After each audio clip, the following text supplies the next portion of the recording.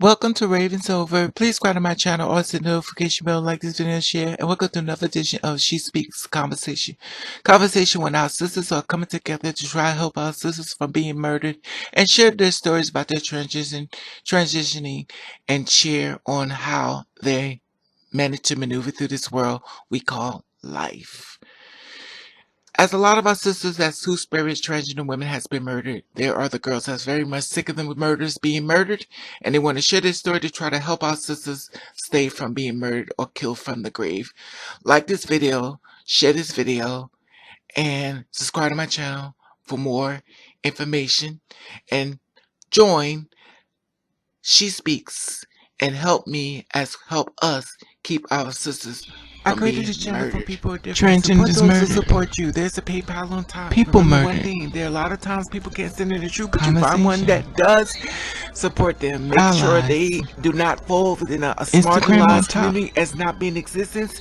And you know that there are hard to find people that create a channel that cater to people who are different and stand in the truth. Visionary. And the allies sit back and say, well, I have no problem with other people. PayPal. Let me just stand in here and learn Support and learn. those No judgment. who support you. I love you. Stay in your truth. All right now, and welcome to She Speaks, where another sister is going to try to help from keeping our sisters from being put in the grave. And she wanted to share her experience and how she navigated through this world. And she want to help our sisters stay alive on a recording line for YouTube. Hey, sis. Hey, love, how you doing? I'm all right. How are you? And thank you for coming to She Speaks. Thank you for having me. Okay. When did you knew you was a woman? To the woman country. When did you I knew? was a woman. Yes. Okay. So I knew I had just turned 20. I was out at the beach with my siblings. I always knew. I remember at earliest 5 years of age, I was putting in my mom. I was putting in my mom's dresses, her heels, and from that day forward, my family kind of knew it was up, you know. But they just kind of called it, they associate everything with getting together, you know. But as I got on, grew up in the years, around 17, it really dawned on me, that I felt like I wanted to kind of express myself a little bit more, I guess at the time we called it being like gender fluid, you know what I mean? So even though I dressed kind of effeminate in some ways, I knew that I lived in a small town and that I could never really be myself in a small town because, you have no room to transition. You have no room to really grow. So I kind of suppressed that side of me, and at 20 years of age, honey, I saw pictures of myself from the beach. And it really dawned on me. That day I just cried and looked at that picture. And I said, this doesn't look like the person that I feel inside. This does not look like, that I look at my body, and from that day forward I keep on looking. And deep down inside, I had came across maybe one trans woman in my entire life. A few years later, I met another trans woman, and she was a little older than me. And she said, girl, she was from the same show, you're just as much of a woman. And I said, you think so? And she said, honey, I know it. I know when I see her. And from that point on, honey, that's when I knew. That's when I knew. I just knew that I could not start my journey, but I did know. Okay. Welcome to womanhood. Are you on hormones? I'm on hormones. From the growth of my transition, I haven't been on hormones. We say that hormones don't make the woman, right? But they do help. I've been on hormones for about 9 months. Okay. So that was funny because that's the second question. Do you think in order to be a woman, you have to take hormones? Okay, so I've always believed that, like I said, like the hormones don't make the woman. You know what I'm saying? Like you make who you are, and you really find out who you are. And I think that there's nothing. Actually, I feel like the women who aren't taking hormones, right? They tend to show the most strength. You know what I'm saying? I don't think that should stop you, or it should hinder you or it should even discourage you if you're not able to get hormones. For a long time, I wasn't able to afford them. I'm just being real. Right. I wasn't able to find them in the streets. I wasn't able to afford them, through work. So I had to find other ways, And I just, I was myself, regardless, pill or no pill. You know what I'm saying? So no, you don't need any. You don't need the pills. Yeah, they do help, and some girls may need them. Some girls may feel that they need them, but you don't need pills to tell you who you are. Exactly my point. So let me ask you this: in your womanhood, things you love about being who you are now. Oh my gosh. I feel like the more you go in the transition, you start going up in levels. It's nothing. It's a feeling that you can't describe. You can't really put a name on it. You're able to walk out the door, being yourself. Just saying, forget what everybody else has to say. You're gaining that confidence in yourself. I love the fact that, girl, I can just see what I want to wear, as I want to wear it. I mean, it took some time, you know what I'm saying?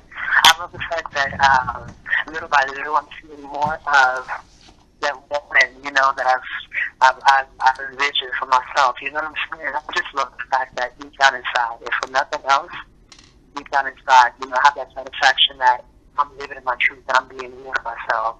That's what I love the most. So, in other words, you feel more free. Okay. I do. That's the goal. There you go. I feel liberated. Okay. So let me ask you something else. The next question. What bothers you about being a two-spirit woman? Like, what you found out after living in your truth that really bothers you? Okay, so, I learned that sometimes, and I love my cisgender, biologically born sisters out there in the world. We're not bashing nobody, but I learned that some of them are not too nice. So like trans women, and some trans sisters are not too nice to some of us, So that's just one thing that really disturbed me, is that, I felt like when I started to, come into this journey, not everybody would speak to you, nobody would tell you and kind of give you any corners, you know what I mean? I hate that we're some of us are so nasty towards each other. Girl, that was something I just can't swallow, That's something I just couldn't get over, the fact that how, if we're trying to walk in our truth and we're all in this together, you know what I'm saying? If we're all trying to transition and, live our lives, why we can't, be there for each other. So I didn't really see any sense of, at least for the most part, of like sisterhood, okay? So that's something that really bothered me, you know what I'm saying? I left the church, so imagine I had to deal with all them folk, and everybody else. So, it kind of really bothered me in the beginning, in the beginning more so than anything. Yeah. Yeah, it bothers you that we're not unified together. Yes, it bothers me that that you don't see it. There's not really sisterhood in the transgender community. You know what I'm saying? Yeah, it's that's not really sad. togetherness. You know what I mean? It almost seems as if everybody's in their corners. You know what I'm saying? As if it really bothered me that some of the older sisters are not willing to be as open, to the younger ones that are coming through. You know what I'm saying? Facts. And it's like it's not supposed to be like that. But that's something that really disturbs me. It still does. Yeah, absolutely. Okay. So let me ask you this. Have you lost family members since you transitioned? Honey, I have a grandmother who is what they call preacher, apostle. I have a lot of church family, so, honey, you already know. They don't have to tell me. They ain't gonna tell me to know what I know. And what I do know is this. I know that, she has not said a word. I know that she has not spoken to me. Since the time I've transitioned, one of my grandmothers, that is, have I heard from the family on that side? My immediate family here. It took them a while. That's what we're asking, right, sis? Yeah. Yes. Yeah. Yeah. So I caught hell with my with a few of my sisters. Yeah, it was difficult because you know, when I first started the transition, they would say, you know, well, that's not really you. And then it was more so, you know, they were making it about them. They were making my transition about them. You know, what were the kids think? You know what I mean? What were the nephews and nieces think? Or I don't want you dressed in this house that way. You know, that really broke my spirit. And, you know, within my first year, it was really rough because I was really emotional. I was halfway, one foot out the door, another foot into homelessness, you know. One foot into the street, the other foot, you know, in the door. You know, you know, at one point I was even keeping my car because I did not want to have to go and deal with my family. You know what I'm saying? Yeah. And it took me having to seclude myself away from my family for a while and having to go with who I thought was friends at the time. You know what I'm saying? For them to kind of come back and appreciate me because I just said, you know, I'm to this point to where I don't want to suffer like this. You know what I'm saying? Mm-hmm. And if y'all can't see and love me for who I am, you know, I'm the same soul. I'm the same person inside. I'm the same person you loved all these years. And if just my transition, that's something y'all can't understand. You know, I just can't stay here. And I didn't for a good while. And eventually some of them came around, at least my immediate family. They came around, you know. You know, the thing I think it really is that they had to meet you again. Sometimes people don't want to lose the old you because they feel like it's a whole new person standing in front. It's like meeting somebody else, so they can't quite digest it. And they feel like the person that you become killed the other person, so now they see the other person is dead and they want the other person back. And reality is that you never left. Right, absolutely. You know, but in time they'll come together, hopefully, and if not, you know, it's just keep them in your prayers. Yeah, definitely. I mean, I'm thankful for the most part that my mom, she was one of the first ones to come around. My oldest sister, you know, she was one of the next ones to come around. So my sisters really have came around. Now, I can't say whether or not, you know, really fully accept it. Yeah. I think one embraces it, you know. The other two, we probably just tolerate. I don't like the word tolerate, but it's probably that they just kind of love me, but then they just have to accept it no matter what. Yeah. So, and the rest of them, you know, like you said, I'll be praying, you know. Yeah, sometimes you gotta. Yes, you have to save your mental. So, let me ask you this: have you lost any friends since you transitioned?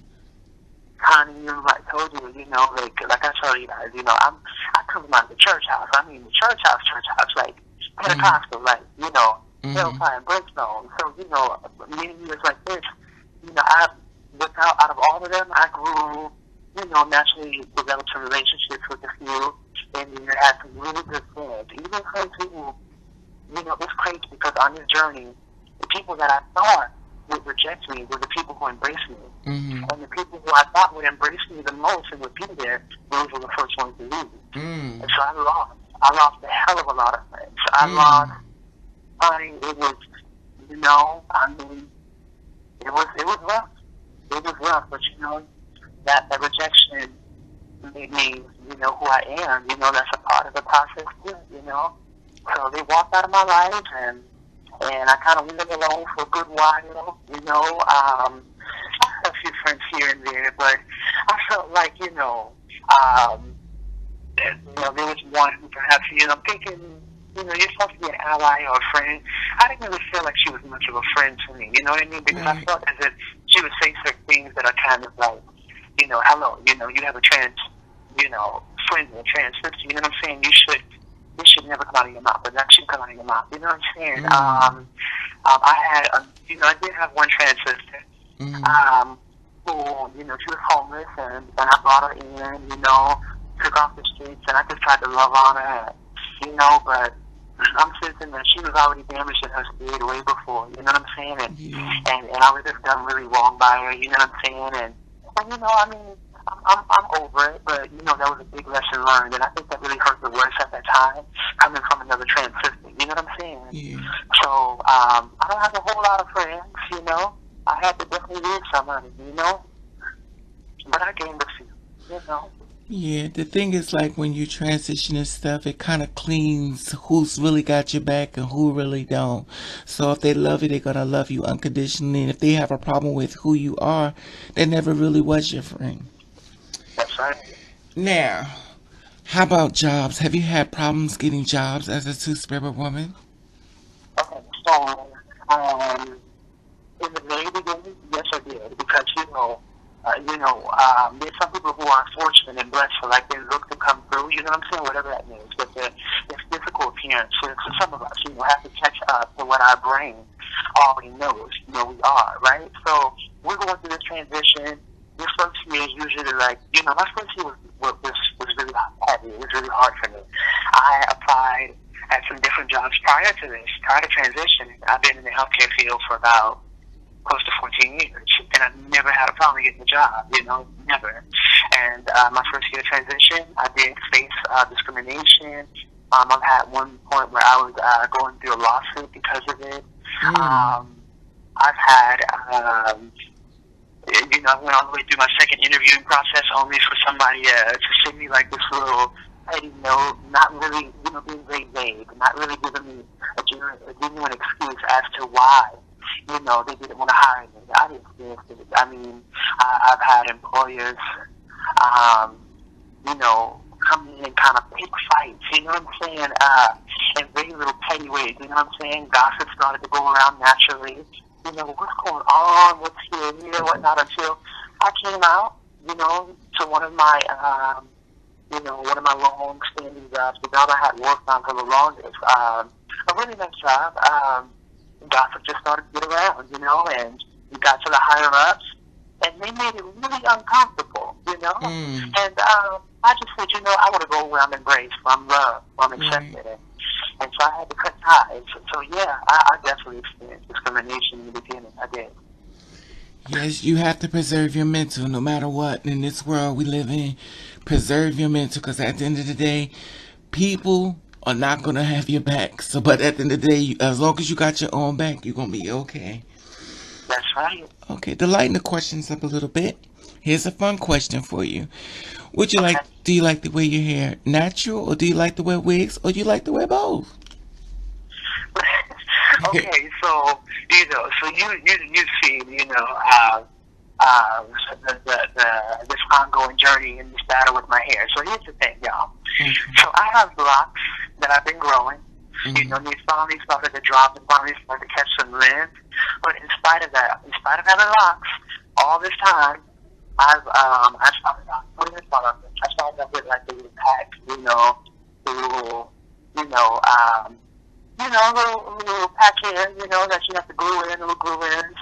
But I didn't know how to feel about that because I wanted to snatch them out. And you can't just snatch them out, you know what I'm saying? Yeah. And so then I moved on to lace fronts. Okay. And I was like, too much work, too much trying to maintain. So yeah, I went to, what did I go to next? Crochet. Okay. And, sometimes I take my locks out. I take my hair out and wear my locks down, and I'm starting to wear them more these days. But then sometimes I go back to the crochet. So I'm kind of right in between. I'm right between this area of crochet and my locks. Now they're starting to get a little longer, and I can't really hide them underneath the weave. So, but it's still do like our hair long. You know what I'm saying? Most of us, but right. So that's why I put the crochet in. But so I think, I'm going to give it a little bit more and try to embrace my natural hair, girl. Okay. So here's a much more serious question. Any advice you would give to a girl who low-key follows you that you don't know, and she adores your transition, but she can't quite transition because in her country she may be murdered for standing her true? What would you tell this girl to help her within her transition? I would say this. Whatever your higher power is, hold on to that. Whatever it is that you believe in, hold on to that first and foremost. Whatever that is, I think, having some sort of a spiritual system will help you out tremendously. But not only that, that'll keep your faith alive, right? Mm-hmm. But just know, if you are not able to walk in your truth, you're not able to transition just yet, especially if you run the risk of being murdered or afraid that something may happen to you. Honey, there's going to come a time you just have to be strong and you have to hold on, okay? But there is going to be a time where you're able to transition, where you're able to find the help you need. Some girls have to leave home. Some girls have to go to another avenue. Some eventually divine agencies, but help will come, you know. The universe will heal your heart, you know, and the doors will open for you.